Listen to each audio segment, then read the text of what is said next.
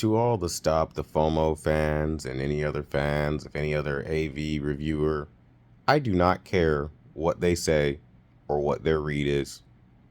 I'll say it again. I do not care. See, if you want to watch them and you want to get their information, go do that. God bless you. Have fun. When you're watching what I say, it's going to hold weight. Because I'm not just some guy that's just playing around with TVs. Not at all. I'm not some guy that goes to other people to calibrate my TVs for me. I tune everything up myself, and I make sure it's well beyond anything you've ever seen. It beats every industry standard. It beats every single calibration you could ever see. And I've proven it. That's the crazy part, right? Like, imagine saying something so wild and outlandish and cocky. But I back my shit up every time with results that are undeniable. You see the dead, washed out, ugly shit they charge $500 for. Like the balls that takes to do some ugly shit. Number one, calibrations are niche to begin with. And then you're going to do some ugly shit to it. Like, oh my God, like really, bro? Like that's all right. Do you, man? That's why your industry is dying, bro. Like, cause like you can't even do it, bro. Like you got to go venturing off into audio. You can't just do calibrations because nobody knows about it. And when they see what you do, they're not impressed. But that's why I like doing this YouTube thing and showing you guys what I do. Again, I charge $5 versus their 500. It's not a comparison. It really isn't. And I love that, like, I get these fans, right? They'll come on and they'll be like, oh, well, Stop the FOMO says, who is Stop the FOMO, bro? Like, bro, who is this guy? I mean, honestly, like, he's got a following that's great. Wonderful. But really, though, like, we're talking authority on televisions. Who is he? Is he a guy that knows the ins and outs of these TVs? No, not at all. You probably know more. You might not want to believe that, but you probably know more. Especially my OG guys that have been rocking like day one. Like, y'all know a lot more. Like, you talking about? Him hanging out with Whisper Status. Whisper Status used to be a follower of my channel. Like, way back in the day. Like, who are your guys, bro? Who are you getting this information from? Like, I find it laughable myself because I've been doing this shit for a hot minute. So I get to, like, watch everybody as they kind of go through their little phases. And, like, people coming onto my channel of all places and be like, well, he said it's king. If you are naming Sony king in 2023, you need to have your eyes checked. Their motion is bad. Their quality control has fallen. They don't have as many features as something like the LG G3 at all. I mean, like, it's getting to the point where it's almost ridiculous to try to sit there and say Sony has a leg to stand on in this market.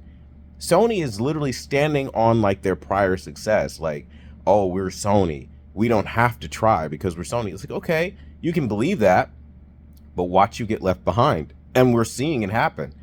Sony fans are, like, basically getting the really worst and, like, crappiest end of the deal when we talk about HDMI 2.1.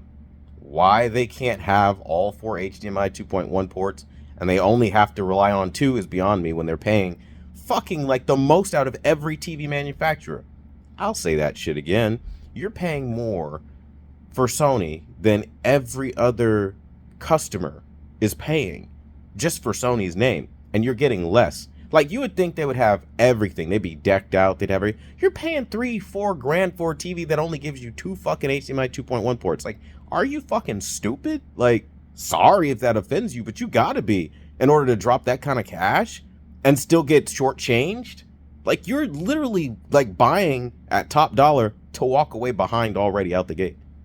And don't let you buy WOLED for that price. Oh my God, like that's a bad investment. Like, but this is the crap that I keep trying to tell people. Just because there's a name on the outside of the box does not mean that that's what you're going to get. Now, Sony is great at upscaling. They're a wonderful company for that. Beautiful. They have good colors, lovely colors, wonderful colors. Okay, fantastic. But again, if you're on the LED side of things, black levels get a little dodgy unless you're going to spend upwards of $3-4 grand, and even then, they're not perfect. And then, of course, it's a segue into you buying their OLEDs. So you buy their OLEDs, motion is a joke. I'll tell you right now, their QD OLEDs, their regular OLEDs, it's a joke. I'm not saying that as a guy that doesn't own one. I already own the Sony A8G Bravia OLED. I have a Sony TV, 65-inch. Been there, done that. Like, so, like, at what point are we going to just kind of, like, accept, like, Sony's not king. They are not anymore. They used to be really great. They really were, but those times are gone. Like, Stop holding on to the past and sitting here and acting like shit doesn't change. Life is not going to wait for you to live it, okay? Like, life is going to keep on moving, and if you're stuck as an old dog that can't learn new tricks, you're going to get left the hell behind. That's a fact. And so when you guys that love these channels come on, well, this YouTuber said this and that, I don't care what they say. Now, I'm making this video responding because it's fucking annoying. And I feel like if I haven't, I mean, I guess I did something, right, to give you the illusion that I gave a shit. So I kind of wanted to come on here and like correct that and be like, yo, like, I really don't give a fuck what other people have to say. Like, if they have an opinion, cool, go rock with his opinion. That's his opinion. But like, to come to me and then like almost like you're running to tell the teacher what the student says, like, I don't care what the student says. He's still trying to learn the game I've been new. Like, what are you talking about, bro? Like, I don't care. Like, I don't give a fuck. I don't.